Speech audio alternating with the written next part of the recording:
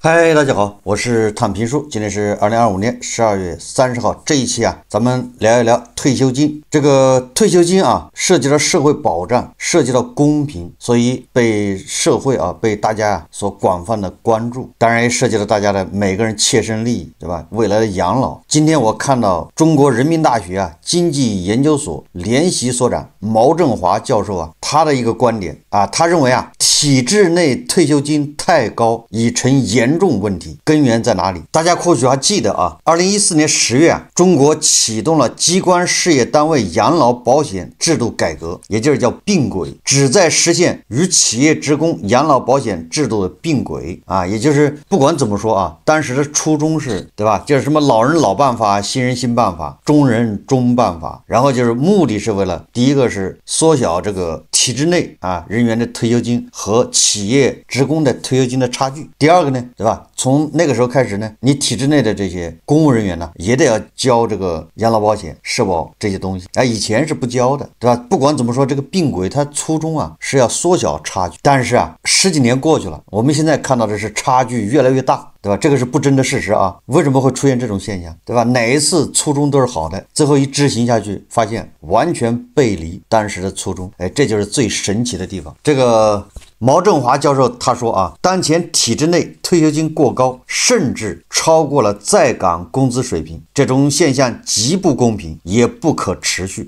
就這麼下去你難以為繼，不光是難以為繼恐怕還要出問題。這位長期關注社會保障制度的經濟學家強調，退休制度應旨在保障基本生活，而非提供優渥的退休生活。這個咱們的節目也經常是這種態度我以前說了，咱們這個最低的生活保障和你最高的退休金之間最好不要超過10倍。當然這個10倍還是15倍或者是5倍，這個得有個測算。什麼意思呢？也就是說咱們最低生活保障如果退休金是1000的話，那你這個國家你發退休金最高的就是1萬，不管它是什麼多大的貢獻，對吧？是多大的官多長的工齡，它的退休金就是1萬不超過1萬。但是這個咱們說的比較武斷什麼叫武斷呢？就是說你叫國家發的那一部分相差不能超過10倍，但是你個人的部分那隨便，對吧？有的人說我上班我工資高，我交的多，我個人也交的多那我憑什麼我老了退休金不給我多發呢？我交的多對吧？我個人部分也交的多，那個人部分那該多少就給他發多少。國家這個就是統籌的部分差距不能超過10倍。這個毛振華教授認為對吧？你退休金是保障基本生活，而不是體現你這種對吧？保障你優越的生活那種甚至比你上班的時候拿它更多。優渥的生活更多需要依靠個人在工作期間的儲蓄、理財規劃以及財富積累來實現。毛振華教授表示這個我也贊成對吧？就是退休金裡面你個人交的部分交的越多，到時候你老了把你個人的部分給你發，這個沒毛病。統籌的部分差距不應該太大。你個人如果想退休以後有更好的生活，那你還可以再買商業保險，對吧？那都是你自己的事情。所以這個毛振華教授他列舉了一組數據他說他是農村小學教師在崗月薪4000元，退休後卻能領取8000到9000元，而企業退休人員月均養老金僅為3000元左右，城鄉居民基礎養老金更低。城鄉居民農村的不才140嗎？一個月這種差距不僅僅是數字上的區別，更是養老保障體系中結構性斷層。根據人社部數據2022年全國企業退休人員月人均養老金約為3100元，而機關事業單位退休人員養老金水平明顯高於這些數字。實際上很多縣級政府它地方財政現在不是沒錢嗎？就這個養老金這塊它都已經非常吃力，養老金的大頭對吧，都是給那些體制內退休人員發了，城鄉居民的還有企業職工的佔不了多少。這些數字對吧，大家恐怕多多少少都接觸過，我們後面再講這些詳細的數字。這種差異已經超出了合理範圍，甚至出現了退休金高於在崗工資的倒掛現象，在部分地區和單位尤為突出。退休金本應是工作生涯的延續保障，而非超越工作期間生活水平的特權。毛振華教授警告說這種制度性落差若持續下去，將加重在職人員的財政負擔，加劇代際矛盾，打擊年輕人工作的積極性。2014年10月，我國啟動這個就是養老金制度改革，要實行並軌從這個政策條文文本上看，體體制內外繳費規則已經基本統一了，都一樣，兩者都遵循的是社會保障法，繳費基數原則上均為上年度月平均工資。然而啊，差距就在這兒，細節就在這兒，原則上和實際上之間存在着巨大的執行鴻溝。當然，這些咱們以前節目都介紹過啊，就是體制內人員呢，大家想象一下就明白了，這花的是大頭的錢給自己交，那是足額交啊，可丁可卯的交，而且只多不少，因为花的是大头的钱给自己交啊。体制內人员的月平均工資包括基本工資、國家統一津貼補貼、規範後的地方津貼補貼以及年終一次性獎金，這些收入幾乎全部計入繳費基數，陽光化、規範化程度高。人家是按照法律來的啊，對吧？按照社會保險法可丁可卯的，交起來沒有負擔的，因為花的是大頭的，不交白不交啊。但是體制外，尤其是中小民營企業，月平均工資在理論上應該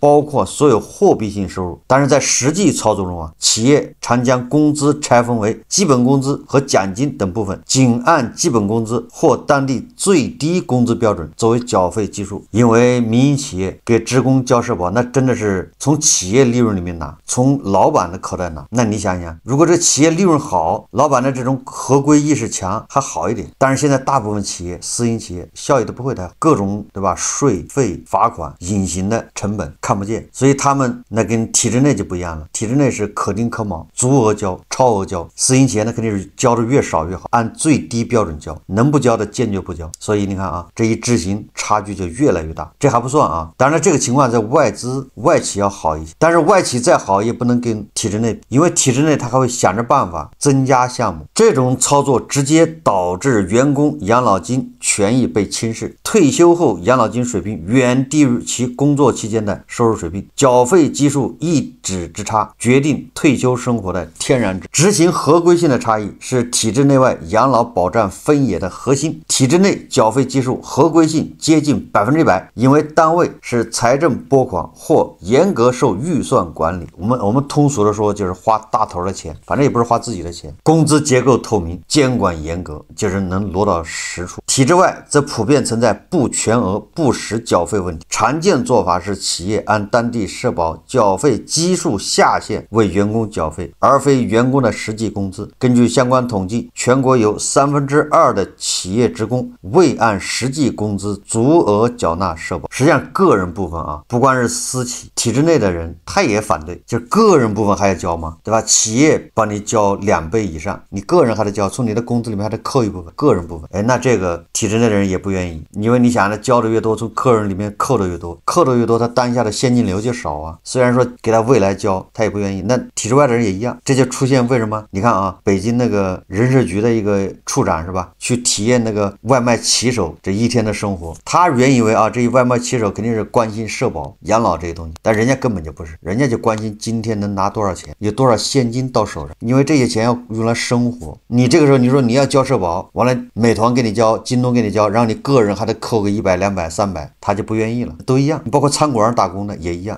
餐館打工拿4000一個月，那都是私下老板對吧，給他發錢。這個時候不說餐館都要交社保了嗎？那好，老板要交錢，個人從你4000裡面還得扣對吧，個人部分。那這些餐館打工的人一看，我這每個月到手錢還少了，他就不願意。實際上就是現金流少了，雖然他未來的保障多了，但人家要過眼前的日子，眼前都過不去，想不到未來啊。這個毛振華教授說啊，他說這種差異直接反映在繳費指數上。繳費指數啊是什麼意思呢？就是個人繳費基數除以退休前上年度社會平均工資。體制內員工由於基數合規，繳費指數通常能真實反映其工資水平，普遍在1.0到2.0甚至更高。而大量按最低標準繳費的體制外員工，其繳費指數長期被鎖定在0.6，即使實際工資是社會平均工資的1.5倍，繳費記錄也僅顯示0.6。這種差距在幾十年工作生涯中不斷積累，最終形成退休金的懸殊差距。養老金的差異還源於歷史因素與補充保障機制的不同。體制內在2014年改革前，機關事業單位人員無需個人繳費，但其工齡被視同繳費年限。改革後，對於中人，什麼叫中人呢？就中間的人啊，就是改革前參加工作，改革後才退休的人員，通過過渡性養老金補償這部分權益，保證了養老待遇的平穩過渡。而在補充養老金方面，體制內的職業年金是強制建立，單位繳8%，個人繳4%，相當於增加了12%的準養老金積累啊。這個就說到我剛才說的啊，不光是繳費基數啊，這個體制內它還有很多給自己想辦法增加的部分，增加的部分就是这個職業年金，企業叫企業年金，哎，這玩意它不是強制的，就是說你可交可不交。那你看拿大頭錢他就願意交啊，大頭給你出8%，你個人從你口袋裡掏4%，然後都給你。啊，這叫職業年金。你看這事情到私營企業它又落實不了了。私營企業就是老闆對吧，或者企業主我掏8%，員工自己掏4%，企業主不同意，員工也不同意。你看他到手的现金又少了，企業主也不願意，他說我為什麼又要多掏8%？既然你這個不是強制性的，那我就不交吧。但是體制內他就交了，為什麼呢？因為花大頭的錢。那大頭是誰呢？但是我剛才也說了啊，體制內很多人也不願意交這個4%，因為他這個這麼扣，他現金流也少了，實際上對他合算，但是他對吧？也很多人也是迫於眼前的日子，對吧？要花錢呢。體制外的企業年金則是自願建立，覆蓋範圍極小，主要集中於大型國企、部分優質外企和上市公司。絕大多數民營企業員工沒有企業年金這一重要補充保障。大型國企給職工上企業年金，這好理解，因為國企也是大頭的，花大頭的錢，哪怕這個國企對吧虧損嚴重，那也得上，不上白不上，不就這意思嗎？所以毛振華教授說啊，這種雙重差異，歷史補償的到位與補充保障的有無，進一步拉大體制內外的養老金差距。體制內外養老保障的最大區別不在於政策設計，而在於政策執行的民實是否相符。也就是說，你這個政策設計的再好，有什麼用呢？你執行落實有偏差，本來是想縮小差距，結果這個差距是一步一步加大，越來越大，這遲早要出事啊。體制內是民實高度相符，甚至通過職業年金做了加法，體制外則是民實嚴重分離，大量員工的權利在繳費環節就被打了折扣。毛振華教授指出啊，養老金并軌改革并未能有效縮小差距，部分原因是制度設計仍傾向於體制內群體，如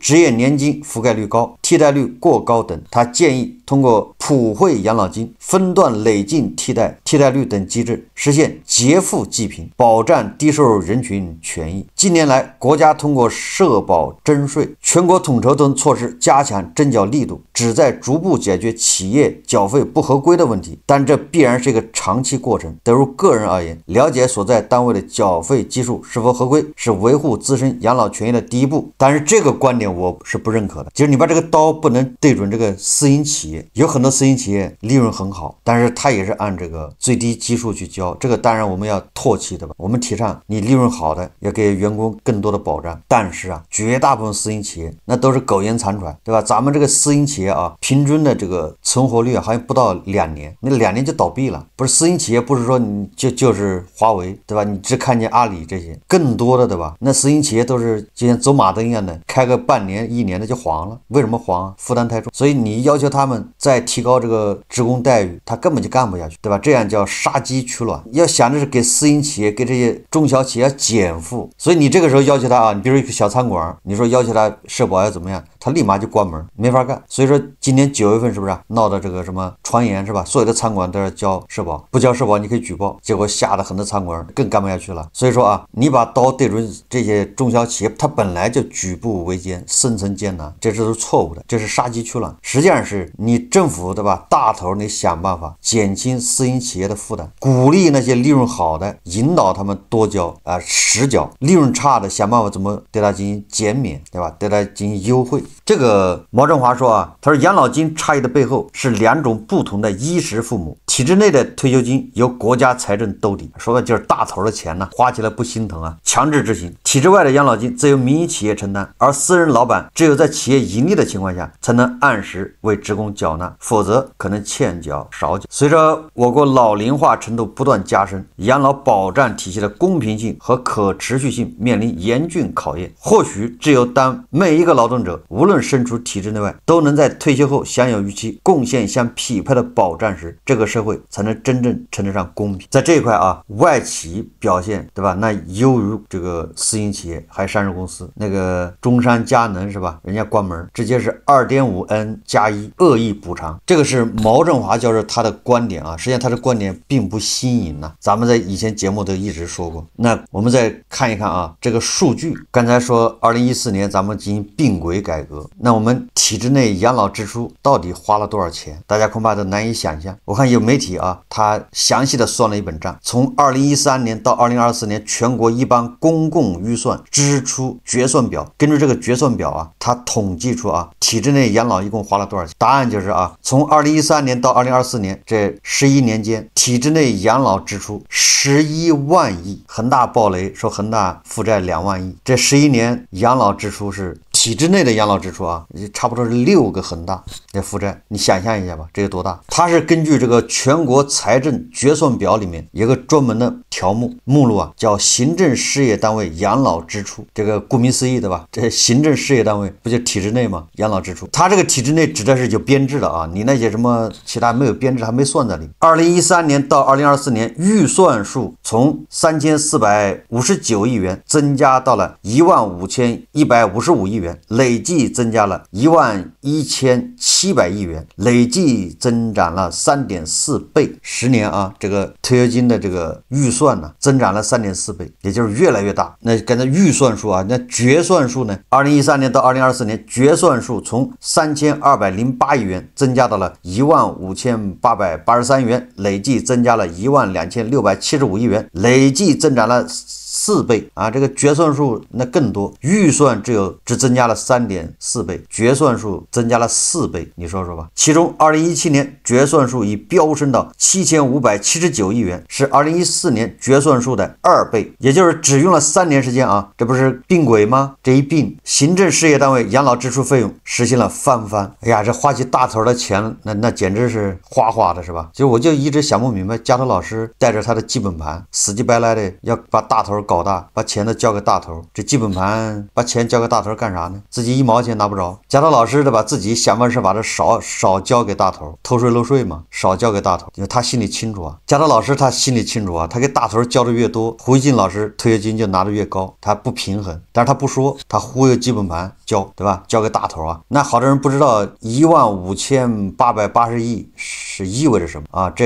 10幾年啊，退休金支出啊，體制內的增長了15000億。2024年財政收入，全國個人所得稅是14500億，也就是說2024年咱們全國的個人所得稅這個交的稅啊，個人所得稅你給那個體制內退休人員發退休金都不夠，那就這麼一個量級。那有人就說了啊，為什麼這個決算數啊，突然飆升呢？2013年到2024年，行政事業單位養老支出決算數平均每年增長16%，那可比 GDP 对吧快多了，比那個人均可支配收入增長也快多了。你看看，这就是為什麼這很多人對吧願意進體制內呢？在體制內等到待到退休那叫爽。你想想他這個退休金支出每年是16%的增長，除了2021年、2022年、2024年增速低於10%以外，其餘每年的行政事業單位養老支出決算數同比增速都保持在11%以上，且2015年至2017年增速連續攀升至19%、20%、45%，創下同比增速 TOP 3的記錄。為什麼增長這麼快？答案在細節裡面啊。從2016年起，全國財政決算表裡，行政事業單位養老支出條目下新增了，也就是增加了項目啊，機關事業單位基本養老保險繳費支出，還有機關事業單位職業年金繳費支出，對機關事業單位基本養老保險基金的補助。你看看啊，我剛才說了嗎？反正是花大頭的錢，所以他想方設法的給自己增加项目。你看，他又多了2個項目，一個是職業年金繳費支出，一個是叫養老保險基金的補助，也就錢交少了不夠，对吧？還得給他補助。2016年上述新增3項支出總額是1166億元，約占當年決算數的22%。改革的代價由誰承擔呢？2016年到2024年，機關事業單位養老保險繳費支出從614億元增長到了4791億元，增長4178億元，平均每年年增長522億元，累計增速為6.8倍。2016年到2024年对機關事業單位基本養老保險基金的補助，就補貼啊，由447億增長到了6434億元，增長了將近6000億元，平均每年增長750億元，累計增速高達13倍。從2019年起，對機關事業單位基本養老保險基金的補助比機關事業單位基本養老保險繳費支出還要多，反正是花大頭的錢呢，補助居然比真實交費還要多。2016年到2024年，機關事業單位職業年金繳費支出從105億元增長到了1772億元，增長了1667億元，平均每年增長208億元，累計增速高達16倍。好，既然有年金，就像那個養老保險一樣啊，有養老保險就有養老保險補助，这個有企業年金啊，这職業年金它後面還來一個叫職業年金補助，它又加一條。2021年起，對吧？你看又變換着花樣再加一條，叫對機關事業單位職業年金的補助，4年下來財政支出又多花了476億元，這真的是想方設法的給自己加戲啊，加錢。所以最後算個總賬啊，2016年到2024年，機關事業單位基本養老保險支出是28812億，對機關事業單位基本養老保險基金的補助是36237億元。你看補助啊，比那個繳費還要高，兩個相加那就是65049億元，這是養老保險。然後機關事業單位職業年金啊，從2016年到2024年，職業年金加職業年金補助一共是9496億，將近1萬億啊。這麼一算的話，從2013年到2024年，機關事業單位養老支出就是將近11萬億，而且要注意，這個還是狹義的體制內人員養老支出，你要再把它其他的再算上，那就完了。就我想起一句話啊，就是切蛋糕的最後一個拿蛋糕，這才公平。咱們是切蛋糕的先拿蛋糕，那你肯定得想方設法給自己切一塊大的，這還用考慮嗎？但是這些事情怎麼說呢？你發情緒啊，它解決不了問題，那怎麼辦呢？我倒是覺得啊，因為確實有很多是歷史原因導致，而且你反過來說吧，體制內对吧，它是足額繳，你也說不出個啥，因為它是按照法律來的，他給自己牟利对吧，增加項目那都是有依據的啊，你這個時候你說給它砍掉，我覺得不合適。所以怎麼辦呢？實際上那要對這些企業對吧，尤其這個私營企業，這些沒有足額繳的這些人，應該想辦法去補償，因為都是對吧，都在8小時工作，而且都是玩命对吧，對他怎麼進行補償呢？首先要有這個意識對吧，這個不是這私營企業這員工他沒幹活，他都在創造價值，只是這些東西沒有體現在對吧社保上面去，這塊都是歷史原因導致的。那怎麼樣給這個補齊？這個要有這個意識，就是應該認識到對吧，應該給補。那錢從哪兒來呢？這個就好比那個農民工一樣的對吧，農民工也是歷史原因對吧，他雖然沒有直接去交這個養老保險什麼亂七八糟的，但是人家以前對吧，什麼工農業剪刀差，人家做的貢獻對吧，交公糧，什麼維修新修水利等等啊。既然你這個體制內有視同繳費，那這農民工人家也有視同繳費，那這個概念對吧，你也可以用到這個私營企業職工身上，都叫视同繳費。那你怎麼樣把這些对它進行彌補，把它拉平？就是我們不要把那些說把那高的給把腿砍掉，讓它跟矮的一樣高，那沒必要。那大家一起窮其實沒有意思对吧，應該一起富，不是一起窮。一起窮的好办法，把富人給幹掉就完了。所以說啊，首先要有這個意識，其次就是錢從哪兒來？那錢還是從大頭這兒來啊。大家看視頻啊，我們那麼大一塊國有資本，特別是它的收益，你是繼續留在企業用於儲蓄和投資，還是通過必要的結構調整轉向支持消費？這是一個選擇。但這個答案呢，我覺得其實也是確定的。我們進一步看呢，就是我們中國呢特殊的國情，我們有這麼大一塊國有資本啊，在經濟發展轉型的關鍵時期，能夠起到擴大消費的重要作用啊。這個正是我們平常講的社會主義體制集中力量辦大事的重要體現，也是我國政治制度優勢的重要体現啊。所以我們的建議是呢，在15期間，通過將2個10萬億國有權益資本劃撥社保基金，並進入資本市場運作，短期財政補貼，再加上完善長期交費制度，多措並舉的方式，建立起覆蓋全民滿足基本生活需要，城鄉居民差距逐步縮小的養老保險體系。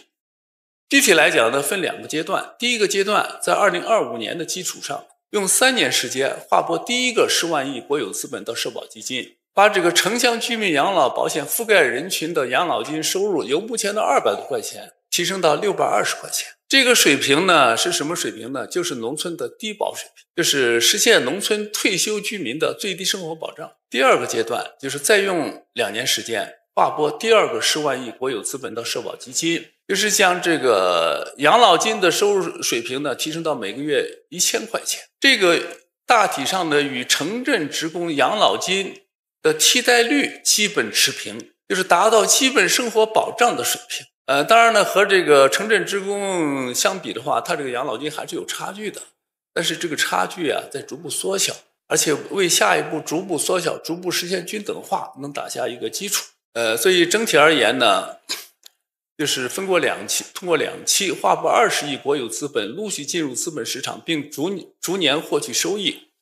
國有資本的收益率呢，力爭達到社保基金成立以來它所實現的7.3%的平均收益率。但是呢，我想我們得換個思路，就說是我們只從已經上市流轉的國有資本中劃撥，沒有上市流轉的先不考慮。